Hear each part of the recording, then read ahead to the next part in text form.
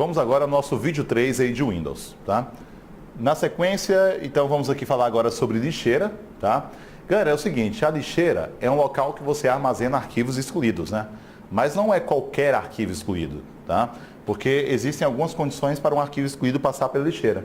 Uma das condições é que ele seja excluído do HD, né? Então, um arquivo excluído de um pendrive, de um cartão de memória, então não vai passar pela lixeira, tá? Então, para passar pela lixeira tem que ser um arquivo excluído do HD, né? E além de ser um arquivo excluído do HD, também tem que ser excluído pelo próprio usuário, né? Então é isso aí, ó. Então é excluído do HD e também pelo próprio usuário. Então são algumas condições, né, que esse arquivo precisa possuir, né? Tá? Então é excluído do HD e pelo próprio usuário.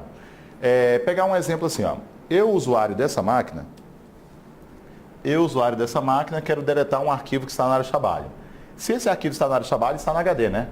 Então, quando eu quero excluir esse arquivo do HD, ele tem condições, então, de passar pela lixeira, tá? Então, vai passar pela lixeira arquivos excluídos do HD, né? Tá? Então, ó, vamos lá. Eu, usuário dessa máquina, quero deletar um arquivo aqui da área de trabalho, ó. A caixa que vai abrir é perguntando, ó, se eu quero mover para a lixeira, né?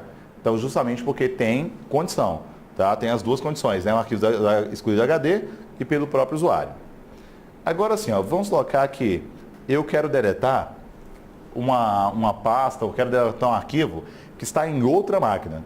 Se eu quero deletar um arquivo que está em outra máquina, por minha lixeira não passa. Só que não passa por minha lixeira porque não está no meu HD, né? Tá? Então esse arquivo que eu vou deletar aqui, ó, não vai passar por minha lixeira porque não está no meu HD. Porque tem que possuir duas condições, né? Nesse momento tem uma condição. Está sendo escrito pelo próprio usuário, mas ele não está no meu HD, né? Tá? E esse arquivo, galera, também não passa pela lixeira do outro usuário. Não passa porque assim, ó, tem uma condição, está no HD dele, né? Mas não foi excluído por ele. Né? Então, arquivos excluídos da rede, arquivos excluídos de outra máquina, é exclusão definitiva. Tá? Então, é exclusão definitiva, exclusão permanente, porque não tem as duas condições nem para você e nem para o outro usuário. Então, quando você vai deletar um conteúdo, ó, que está em outro local, a caixa que vai abrir aqui, ó, é perguntando se você quer excluir permanentemente, né? Só que ele pergunta se você quer excluir permanentemente, justamente porque não tem as duas condições para nenhum dos dois usuários. Beleza? Então é isso aí. Então a exclusão é permanente, né? É aí que entra a observação sobre esse nosso material, né? Então são as duas condições que precisa ter para passar pela lixeira, tá? E assim, aqui ele colocou um atalho de Shift Del, que é para excluir de forma definitiva, né? Então quando você pressiona apenas Delete, ele vai perguntar se você quer mover para a lixeira, né? Aí na mesma pasta aqui, ó, vou pressionar agora Shift Delete, ele pergunta se você quer excluir permanentemente. Tá? Então, Shift Del é uma maneira de excluir sem passar pela lixeira. Tá? Beleza, então tem exclusão permanente. Aqui na observação ele falou que a lixeira é personalizada por tamanho e não por tempo em dias, né? Então não tem como você escolher quantos dias que o arquivo vai permanecer na lixeira. Não tem como. Tá? Então, a lixeira é um local temporário? É um local temporário. Mas você não sabe exatamente o tempo que vai permanecer na lixeira, né? Tá? Então é isso aí. Então você tenta configurar. Ó. Quando você vai tentar configurar a lixeira, abre essa caixa aí, né? Que está disponível aí para vocês. Ó. E nessa caixa que abre, ele mostrou que não tem como você escolher dias, né? 30 dias, 10 dias, não. Então aqui você não escolhe esse período, não. Aqui você vai escolher o tamanho da lixeira. Se a sua lixeira tem 13 GB, por exemplo, se a sua lixeira tem 13 GB, e você está deletando arquivos, beleza, está entrando na lixeira. Se a lixeira já estiver lotada e você deleta algo para entrar agora na lixeira, tá? Então você deletou algo, entra agora na lixeira e o mais antigo sai, né? Então vai fazendo rodízio. Então a lixeira armazena arquivos, né, temporariamente, mas você não escolhe o prazo, tá? Então ela vai guardando os arquivos mais recentes, né? E o antigo vai saindo. Então se hoje você deletar muita coisa, um arquivo de ontem, né? Um arquivo de ontem pode não estar mais na lixeira. Agora, se você deleta poucas coisas, né, um arquivo de alguns meses atrás pode ser que seja ainda aqui dentro, né? Então, assim, então a lixeira é um local temporário. Local temporário. Você só não sabe exatamente o tempo que vai permanecer aqui dentro, né? Então, legal. Aqui ele mostra, então, essa questão do tamanho. Uma coisa sobre o tamanho, galera. O arquivo, quando ele está na lixeira, ele continua ocupando espaço da HD ou não? Continua, né?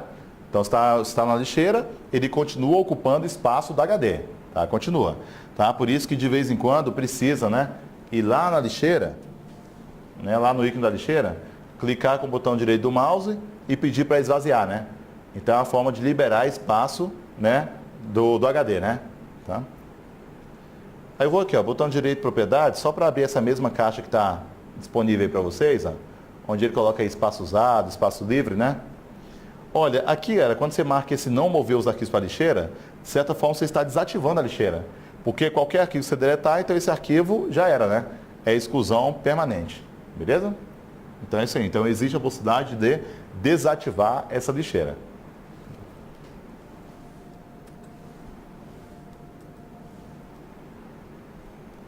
Legal, então essa é a observação sobre lixeira, né? Como já temos aí no material. Aí ao lado aqui nós temos sistema de arquivos. Galera, esse sistema de arquivos é só para mostrar, né? É só para mostrar quem formatou a mídia, na verdade, né? Essa que é a ideia. Porque assim, qualquer mídia, deixa eu até pegar um pendrive que eu tenho aqui, para a gente tentar pegar esse exemplo aí do uso dessas mídias, né? Ah, já está aqui conectado na máquina.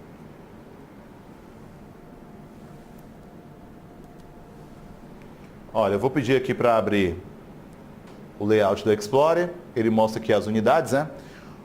Olha, é o seguinte, galera, qualquer mídia para ser usada, qualquer mídia, seja HD, um pendrive, qualquer mídia para ser utilizada, ela primeiro deve ser feita uma formatação. Tem que ser formatada. Não tem como usar uma mídia sem formatar, não tem como. Então, qualquer mídia tem que ser formatada. Assim, antes a gente comprava, lá na época do disquete, comprava disquete, tinha que formatar o disquete antes, né? Hoje a gente compra a mídia, já vem pronta para o uso. Mas de qualquer forma foi formatada. Então formatar significa que vai apagar tudo e vai lutear, né? Tá? Então vamos colocar assim, ó. Vamos colocar que isso aqui é um HD. Então esse aqui é um HD. Um HD com qualquer mídia tem que ser formatada. Então formatar é apagar tudo e lotear. No caso do HD ele é loteado assim, né? Em trilhas e setores. Ó. Beleza, então formatado em trilhas e setores. Quando você salva um arquivo, você pode até escolher qual é a pasta que você vai salvar o arquivo, né? Agora, o que você não sabe é fisicamente onde cada arquivo está, né? Se o arquivo está nesse pedacinho aqui, se está nesse pedaço. Então, fisicamente, você não sabe onde está cada arquivo, né? Tá? Então, você conhece virtualmente, né? Tá? A mídia, mas não fisicamente. Então, esses 3 arquivos, para você, pode ser que sejam na mesma pasta, né? Virtualmente são na mesma pasta, mas fisicamente, né? Eles podem estar em locais bem diferentes, né? Tá bem espaçados ali, né? Beleza, então, essa que é a ideia de formatar a mídia. Então, qualquer mídia tem que ser formatada. Formatar então, é criar esses lotes, né? Cada quadradinho desse aqui é o que ele chama de alocação ou cluster. Então, cada lote desse, geralmente ele vai chamar de alocação ou cluster. Então, essa alocação ou cluster é cada lote, e isso é para facilitar tanto o armazenamento, quanto também localização do conteúdo, né? Porque quando você pede para abrir um arquivo do HD, a memória RAM não precisa andar o HD inteiro. Ela já sabe onde buscar, né? Tá? Se tivesse como usar uma mídia sem formatar, na hora de salvar, ele só ia jogando arquivos lá dentro. Só ia jogando os arquivos, mas o problema ia ser na hora de pedir para abrir, né? Porque na hora de pedir para abrir, a memória RAM ia ter que ficar procurando aqui solto, né? Tá? De forma aleatória. Tá? Então é isso aí. Então a ideia seria justamente facilitar isso, né? Tá? Aí o seguinte, cara, fisicamente a gente não conhece o disco, né? Então na hora de formatar você tem que escolher quem vai formatar, tá? Então é muito melhor morar em um local loteado do que um local não loteado, né? Tá? Então o local loteado facilita tanto armazenamento, cada um tem o seu espaço, quanto também localização, né? Porque cada um tem o seu endereço. Por isso que é necessária a formatação. E pelo que eu comentei aqui, a alocação ou cluster é cada lote. Mas aí vamos tentar entender aqui essa ideia do FAT NTFS, né? Onde que ele vai entrar aqui na formatação. Quando você vai olhar espaço livre ou espaço usado de cada mídia, vou lá, botão direito do mouse, propriedades. Ó. Aí no botão direito propriedades, ele abre essa caixa e ele mostrou aqui, ó, espaço usado, espaço livre, né? Tá? Então ele mostrou espaço usado, espaço livre. Aí sistema de arquivos, ele falou que é NTFS. Então significa que a minha unidade C, ela foi formatada pelo NTFS. Agora, vamos aqui no pendrive. Mesma coisa, botão direito do mouse e propriedades. Ó. Aí ele abre a caixa, ele mostrou que aqui no pendrive, ó, espaço usado, espaço livre, sistema de arquivos, então FAT, né? Então quem formatou aqui essa unidade, né? Essa unidade E, foi o FAT. Então o FAT é quem formatou o pendrive, NTFS quem formatou ali o HD, né? Então falou em FAT e NTFS, cara, são apenas sistemas de arquivos. E a função do sistema de arquivos é dividir a mídia, tá? Então criar essa divisão, formatar, né? Formatar. Então qualquer mídia na hora de formatar, você tem que escolher quem vai formatar. Vamos aqui no pendrive. Botão direito do mouse, aí você tem a opção de formatar, né? Então na hora de formatar, você escolhe quem vai formatar, se é o FAT ou se é NTFS. NTFS só existe um, é o NTFS e pronto, né? Agora o FAT, existem algumas versões do FAT, né? FAT, FAT16, 32, tá? E assim vai indo. Então existem algumas versões. Então assim, ó, 8, 16, 32, 64 e esse é X. Ó. Então tem algumas versões, né? Então é assim, então tem algumas versões aí de FAT, NTFS é só um e pronto, né? Mas seja FAT ou NTFS, então a função dele é dividir, tá? Então a função dele é formatar a mídia. Então você escolhe quem vai formatar, né? Se é o FAT ou NTFS. E outra coisa que ele deixa você escolher também na hora de formatar, ó, é qual o tamanho de cada alocação, qual o tamanho de cada lote, né? Tá? Aí você fala assim, mas qual é o melhor? É FAT ou NTFS? Galera, ó, desde o início do Windows que já era usado o FAT. FAT é o antigão da história. Então o antigão da história é o FAT, né? NTFS é o mais novo. Começou lá no Windows 2000, Windows NT, né? A tendência do mais novo é ser melhor, né? Tá? Então a tendência do mais novo é ser melhor. Mas tem uma coisa, cara. O mais novo, o NTFS, por exemplo, ele é melhor, ele armazena mais dados, né? A mídia consegue guardar mais dados quando é formatado com o NTFS, né? Até porque os lotes são menores, então aproveita melhor o espaço. O NTFS é muito mais rápido, é muito mais seguro, então é muito mais vantajoso você usar NTFS. Então lembrando que o NTFS é mais novo e acabou pegando essas vantagens, né? Só que o FAT, apesar dessas desvantagens dele, né, de ser mais lento e tudo, o FAT, como ele é mais antigo, ele acaba funcionando em mais equipamentos. Então, se você tem um pendrive e joga nele algumas músicas e vai colocar na aparelho de som, tá? O recomendado é que você use FAT, porque FAT ele vai ser mais aceito, né? Mais equipamentos conseguem reconhecer FAT. Agora, se você já joga um NTFS nesse pendrive, não é qualquer equipamento ou sistema que vai conseguir ler, né? Então, assim, em geral, o NTFS é mais vantajoso. Mas o problema é que não é qualquer equipamento que vai conseguir reconhecer, né? Por isso que de vez em quando a gente acaba optando pelo FAT. Tá? Então o FAT acaba tendo essa questão da vantagem, né? Apesar de muitas desvantagens, a vantagem dele realmente é essa questão da compatibilidade, né? Tá bom? Aí o seguinte, cara, se vai ser FAT ou NTFS, então isso você escolhe na hora de formatar, né? Essa ideia do FAT é muito comum ele falar FAT como tabela de alocação. Mas é porque quando você formata a mídia, né, então pegar o que é dentro do HD, então ele é formatado lá em trilhas e setores, né? Cada lote desse aqui é uma alocação. Então quando ele fala tabela de alocação, é o conjunto de lotes, né? Porque cada quadrinho desse é o que ele vai chamar de alocação, né? Ou de cluster. Então falou de tabela de alocação, é só o conjunto de lotes, né? Então o FAT é sim uma tabela de alocação. Beleza? Então, legal. Então, essa que vai ser uma ideia aí sobre sistemas de arquivos, né? Entre FAT e NTFS. Legal? Então, é isso aí.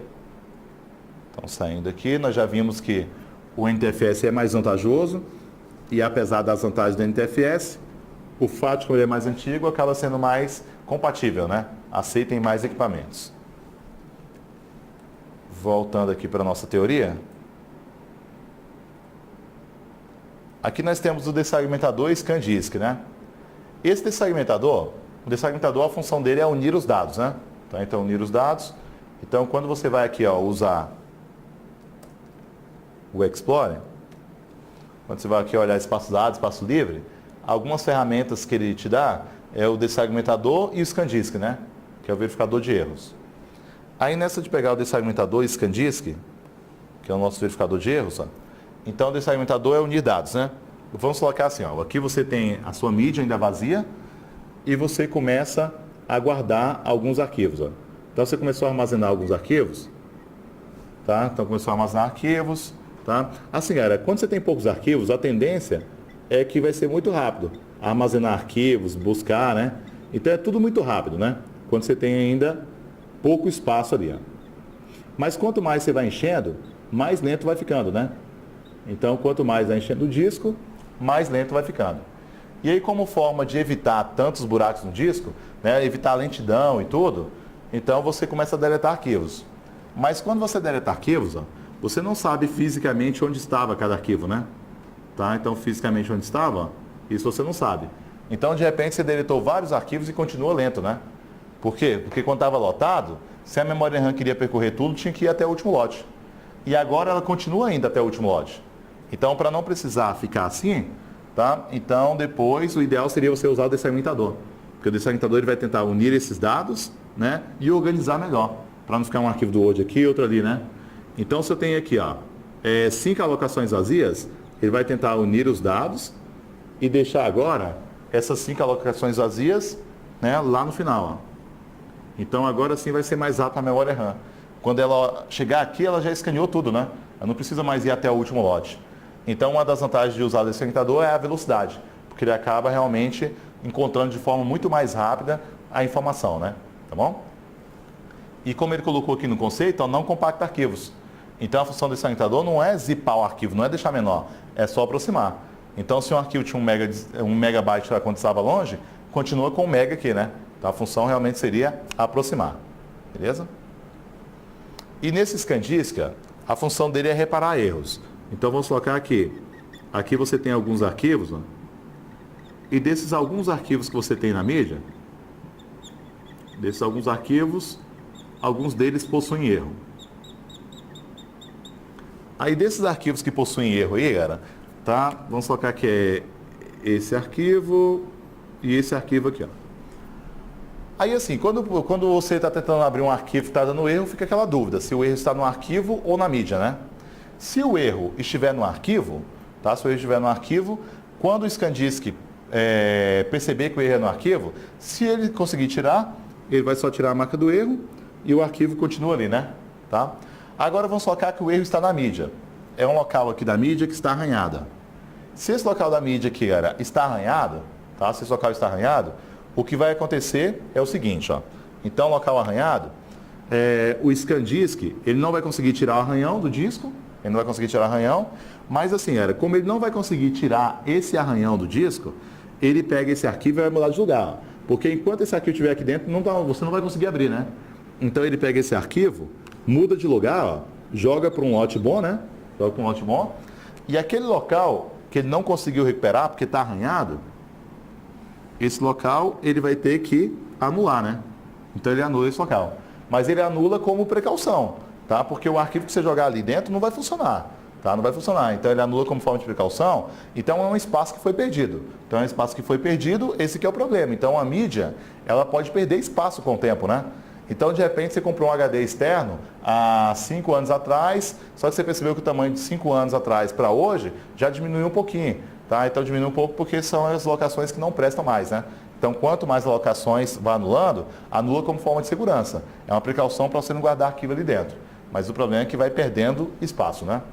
Então, essa é a função do nosso verificador de erros, beleza? Então, é isso aí. Deixa eu só apagar agora essa parte.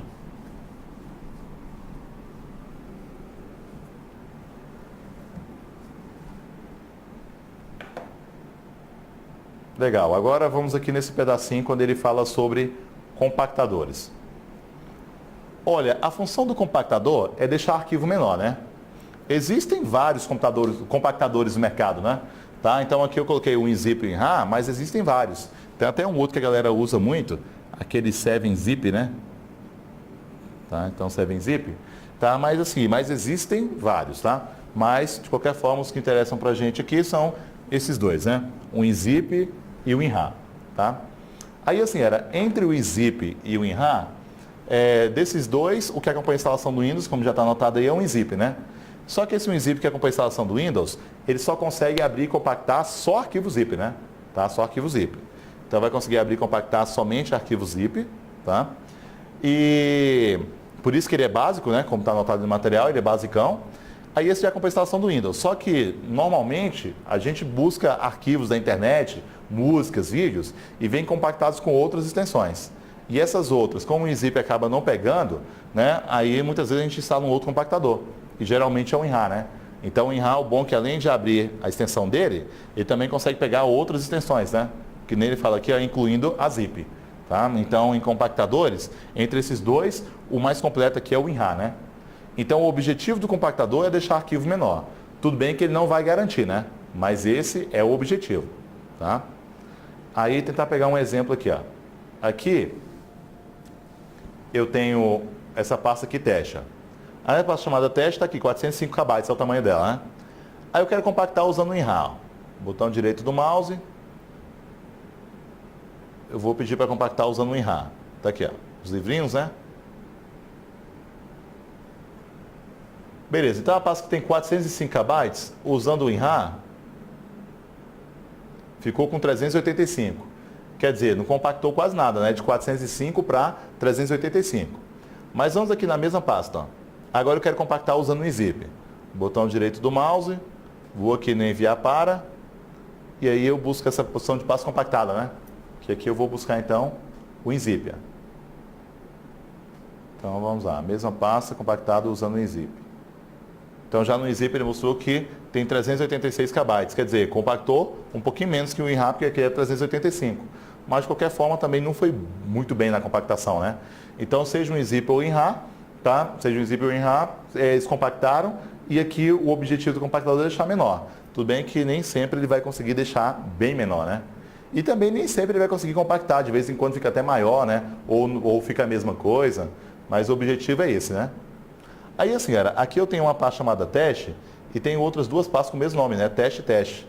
E ele aceitou pastas com o mesmo nome por quê? Porque tem extensões diferentes, né?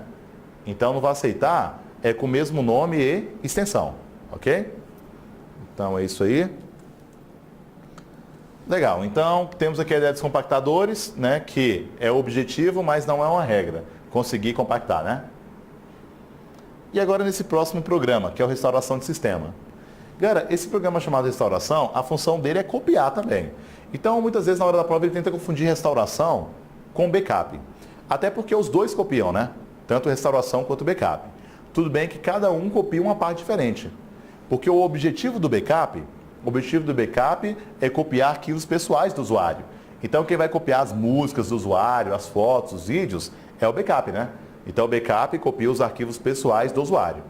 Agora, quem vai copiar, né, as configurações do Windows, configurações da impressora, da webcam, então é o programa restauração do sistema. Então, restauração do sistema, ele copia as configurações do computador, né? Enquanto o programa de backup copia as configurações, né, quer dizer, copia os arquivos pessoais do usuário. Um exemplo aqui, ó, do restauração de sistema. Eu estou usando aqui o Windows e quero buscar o programinha de restauração, né? Aí quando você vai buscar esse programa de restauração, ó, vou clicar aqui em restauração. Aí no programa de restauração ele está te dando as opções aqui de voltar para o dia 29 de fevereiro, né? Mas também tem a opção de voltar para o dia 15 de fevereiro. Então, na restauração, ele está te dando a opção de voltar em algum ponto anterior no tempo, né? Anterior. Então, se hoje a sua máquina você percebeu que está desconfigurada e quer tentar voltar a alguma configuração, você pode usar esse programinha chamado aí restauração de sistema, né? Então, a função dele é deixar você voltar em algum ponto anterior. Só que ele não guardou todas as datas. Ele te deu aqui essas duas datas, né? E aqui na descrição ele deixa mais ou menos uma lógica, né, do porquê, né? Tá? Do porquê que ele guardou ali, né? Então é o seguinte, ó. Aqui tem a questão das datas, né? Tem as datas e aqui tem a descrição, tá? Para indicar desde quando que está, o porquê que ele fez, né? Essa restauração. Então, de repente, você instalou um antivírus. Então, ele vai colocar instalado antivírus e colocar o nome.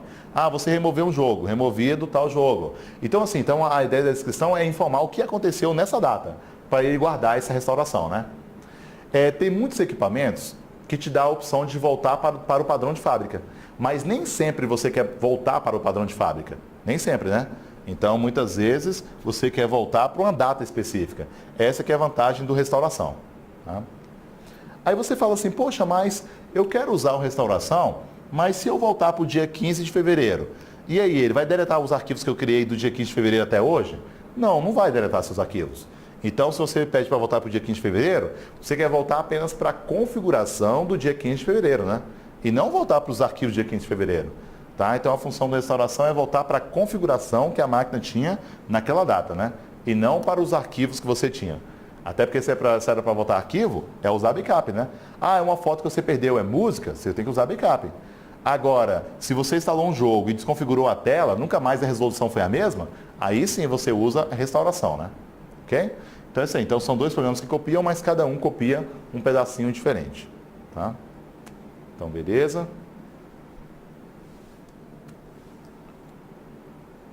Voltando aqui ao nosso material. Então, esse foi a restauração do sistema, né? Aí, assim, ó. Nessa parte aqui de edições do Windows, galera. Nessas edições aqui vai ser o seguinte, ó. Beleza, temos aqui edições do Windows, legal. É porque o Windows, esse aqui seria do Windows 10, né? Tá, edições do Windows 10. O Windows 10 tem o Windows 10 gratuito, né? Para quem utiliza o 7 ou 8, já anda aparecendo a bandeirinha do Windows ali perto do relógio, pedindo para você efetuar a atualização, né? Para efetuar a atualização. Agora o que acontece é assim, galera, esse Windows que vem na instalação é o Windows Home, né?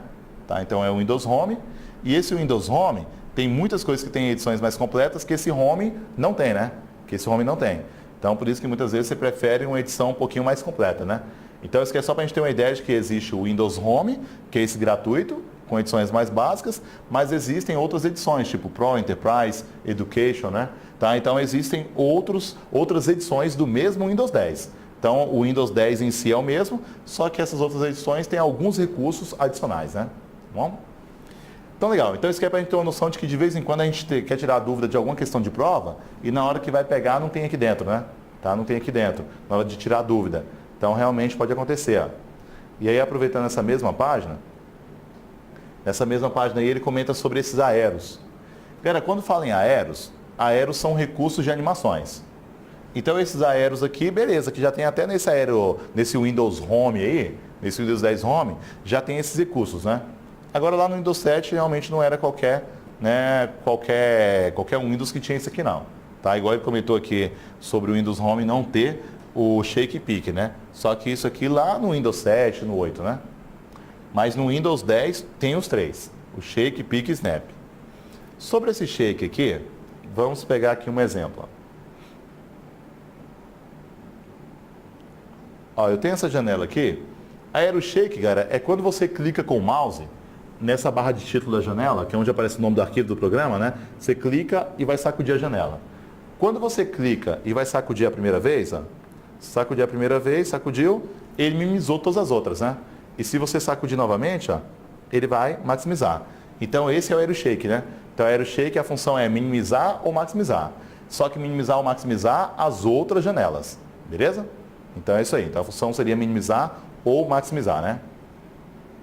Aí você fala assim, mas para qual a utilidade isso aí? Galera, cada um tem sua decisão aí, sua utilidade, né? Onde vai usar. Mas esse Aero Shake, né? Pelo menos assim, a princípio, seria só para dar uma olhada rápida na área de trabalho, né? Sacudir, ele mostra aqui, depois sacode novamente, ele vai voltar, né? Agora sobre esse Aero Pick, né?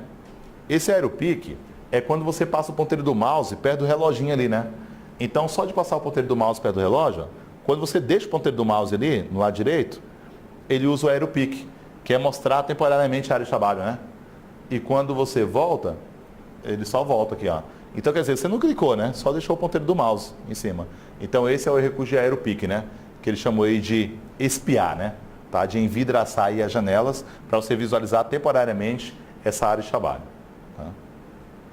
E esse Aero Snap, que ele coloquei aqui lado a lado, ó, é porque quando você clica aqui na barra de alguma janela e arrasta para o lado, por exemplo, se você arrastar para o lado direito, ele vai ocupar metade da tela direita, né? Aí agora ele te deu a opção de escolher qual que vai aparecer aqui na esquerda. Na esquerda, né? Então, esse Aero Snap é isso. Então, Aero Snap é você arrastar aqui a janela e deixar a direita ou a esquerda, né? Então, você arrasta para o lado que você bem entender, né? Então, se for para a direita ou a esquerda, é lado a lado.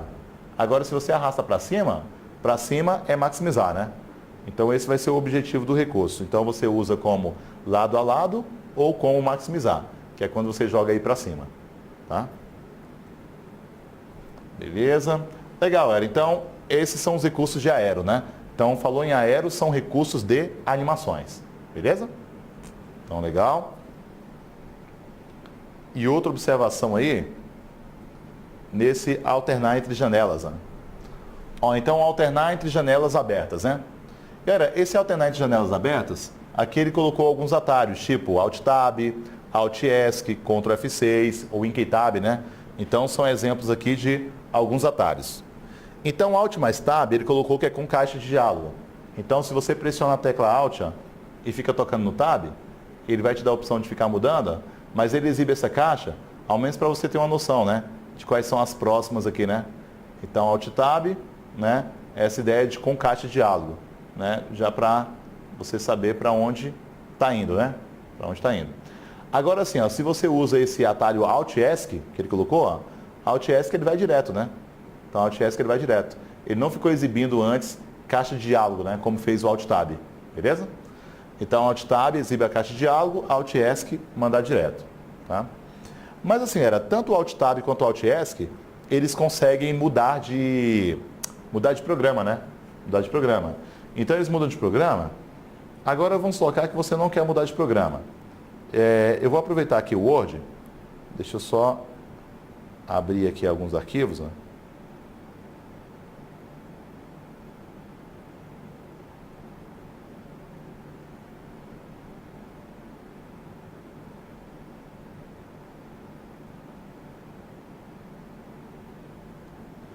Beleza, então tem aqui alguns arquivos abertos do Word.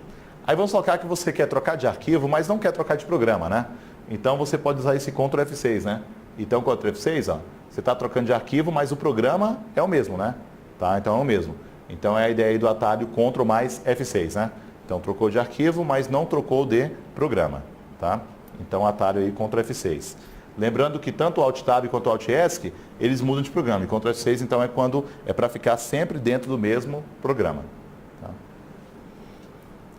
E nessa parte aqui, ó, do Inky Tab, esse Inky Tab que ele chamou de divisão de tarefas, foi até o que nós comentamos na... Deixa eu ver qual é a página aí, galera. Se não me engano é a página 8 do material, né? Não, foi na página 7, ó. Na página 7, então o Inky Tab, né, na barra de tarefas aqui do Windows, seria o atalho para esse botãozinho, né? Que aí a barra de tarefas é o rodapé aqui, né? Então quando você usa esse botão aí, que ele chamou de divisão geral, né? Tá? Divisão geral. Então, por exemplo, ó, quando você clica no botão nesse visão geral, ele vai te mostrar tudo que está aberto, né? Tá? As áreas de trabalho que você tem, tudo bem que só tem uma aqui no momento, mas você pode adicionar, né, outras áreas, né? Outras áreas. Então, aqui nós utilizamos, né? Nós utilizamos então esse, né, esse visão geral. Então, esse Inky Tab, que é a bandeirinha do Windows mais Tab, então a bandeirinha do Windows mais Tab é justamente para você chegar nesse visão geral, né? Nesse visão de tarefas, beleza? Então é isso aí. Então esse é o nosso Windows Tab. Ah, o Windows, galera, esse Inky Tab ou Windows Tab é a tecla da bandeirinha do Windows, né? Que fica lá da barra de espaço. Tá? Então essa bandeirinha do Windows aí é que vai usar esse Windows Tab, beleza? Então legal. Então voltando aí para esses atalhos, né? Tá? Então essa que vai ser a ideia. E assim, aí no material já deixei atalhos para muitas coisas aí no Windows, né? Então deixei atalhos aí para muitas coisas no Windows. Até agora não tivemos nenhuma questão aí de Windows 10, né? Tá? Mas deixei os atalhos aí de Windows 10. São atalhos que muitos, né? A maioria deles também serve para qualquer outra edição aí do Windows, né? Tá? Mas são atalhos então que nós utilizamos justamente para isso, tá bom? Então para acessar as coisas, mudar pastas, né? Então acessar recursos dentro do Windows. E aí eu já deixei para vocês então o atalho e a função aí de cada um deles. Beleza? Tá? Legal, então essa é uma parte do nosso conteúdo. Agora, o que eu gostaria de deixar até de observação aí para vocês, por exemplo, aí na página 24 do material, na página 24, aqui eu estou comentando sobre um aplicativo chamado Edmodo, né? E nesse aplicativo aqui chamado Edmodo, então vamos tentar ficar conversando por meio deles, tá? Qualquer coisa que vocês tiverem querendo de material e tudo, eu já deixei disponibilizado nesse aplicativo chamado Edmodo. Ou você instala o aplicativo ou usa o site, né? Então, por meio do aplicativo ou por meio do site. Vamos tentar ficar conversando aí por meio dele, tá bom? Aí assim, quando você usa o aplicativo ou o site, na hora de criar a conta, né? Porque ele vai pedir para criar um login e senha, né? Então você tem que criar uma conta. Na hora de criar uma conta, ele vai pedir para você inserir o código da turma que você quer participar. Aqui são algumas turmas que eu acabei abrindo, né? Tá? São algumas turmas aí. E aí, né, você coloca lá o código da turma, cria um login e senha e vamos tentar conversar aí por meio dele. Tá? Então é um aplicativo bem bacana que nós vamos estar tentando utilizar aí durante as aulas, certo? Tá? Então é isso aí, galera. Então, encerrado aqui essa nossa parte do vídeo 3, que é onde nós encerramos, né? Onde nós encerramos aqui todo esse nosso conteúdo de Windows. Demos uma ênfase bem maior em cima do Windows 10, tá? Mas pegamos aí alguns critérios do Windows 7, do Windows 8, do XP, né? Tá? Então, são layouts bem parecidos, tá? E o restante aí, que é a parte de exercícios, né? Exercícios você já tem acesso aí à parte, e aí cada vez mais eu vou comentando algumas questões. Então, qualquer dúvida, pergunta aí pelo Edmodo, ok? Então, legal, galera. Valeu, encerrado nosso vídeo.